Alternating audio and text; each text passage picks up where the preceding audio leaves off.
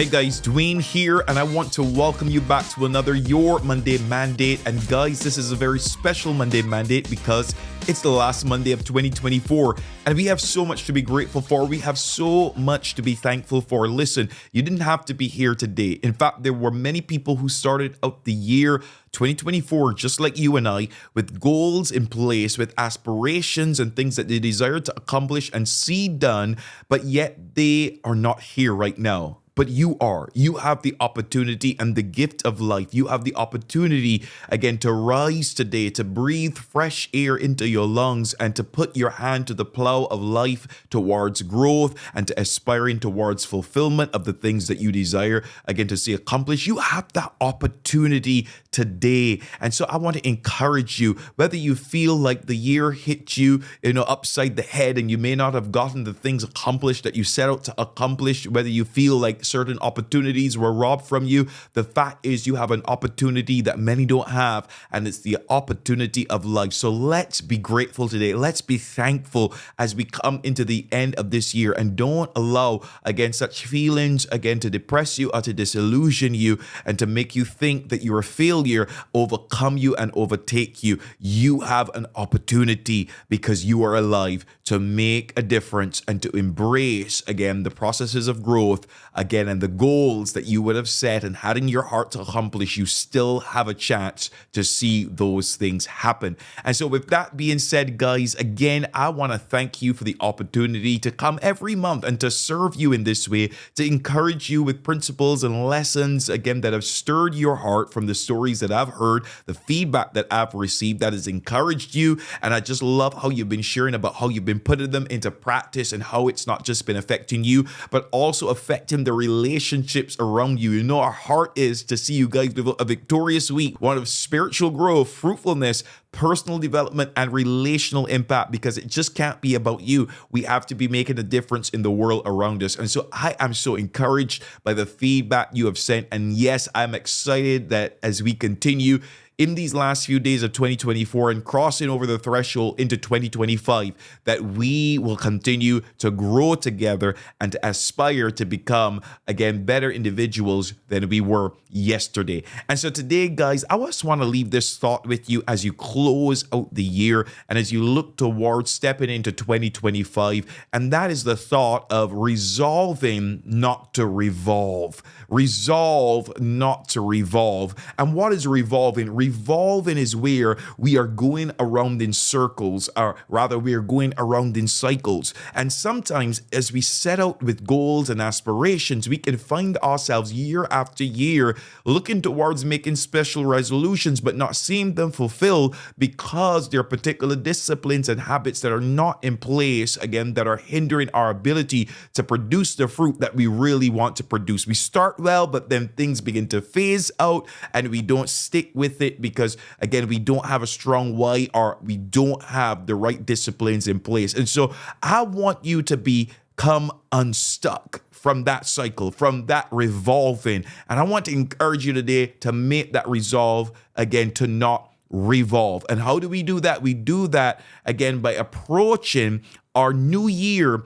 with the determination that we're not going to allow the old pitfalls to cause us to trip. We are going to learn from them. We're going to grow from them. And instead of even looking back and beating ourselves over the head and counting them as losses, we're going to grab the lessons and move forward. And today I want to share a lesson to you, a discipline that I believe if you would employ it, it will help you significantly in not revolving in the year 2025. Listen, I always tell you, my purpose is found in helping you fulfill yours. And so I want you to hear me today. I want you to hear my heart, because this will help you to see the things through that you start and that you commence. So guys, the nugget that I would like to leave with us that I believe will help us make a resolve not to revolve is the practice of avoiding unhealthy competition. Now, you see, competition can be healthy. It can stir you on. It can inspire you. Again, it can push you forward when it is collaborative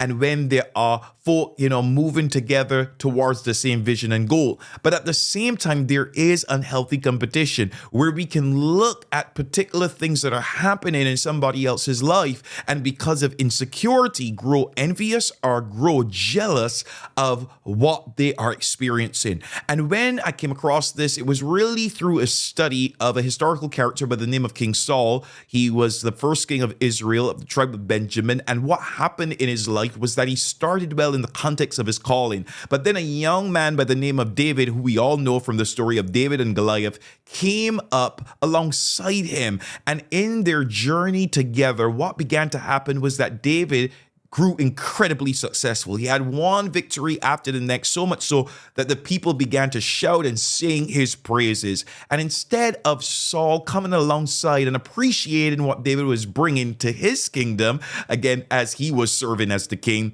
he began to grow jealous of David. He began to have an envious eye towards him. You know, we call it the green eye of envy. And so he began to scheme in his mind, and his entire energies were pointed towards how he could foil again this young man and his progression and his success. And so what we see is that unhealthy competition got rooted in Saul's heart, and he took his attention off of God's business, off of what God had called him to do, off of God's presence, and he put it on all of the things that people were saying, and he put his energies and investment on just staying connected again to the narrative of David's life, where he became even disconnected with his own narrative and with the things that God had called him to do.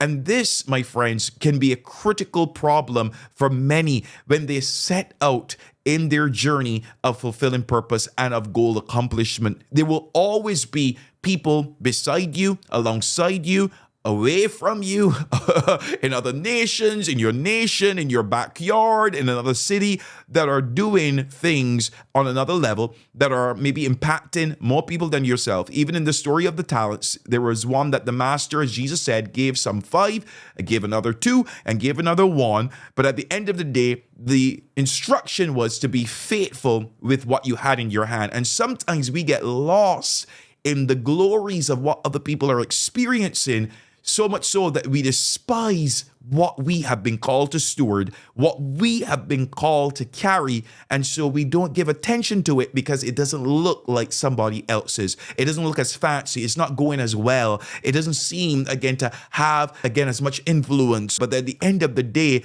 it can make us often despise the very thing that we are called to do and the mission and the assignment that we are called to carry out. And in the year 2025, God does not want you to become stuck and to give up and to take your hands off of the things that you're doing because of an unhealthy, competitive attitude that develops on the inside and causes you to despise the very thing that you're called to do. Listen, every tree has the opportunity of bearing its fruit in its own season, and your season will come. But if we stay in a place where we allow unhealthy competition to settle in our hearts, we will become like King Saul, where purpose is no longer being accomplished, but now we are in a cycle, as he ended up being, a cycle of just being dormant in accomplishment, and all of his attention now was being paid to another person, to what they were doing, and how he could foil it,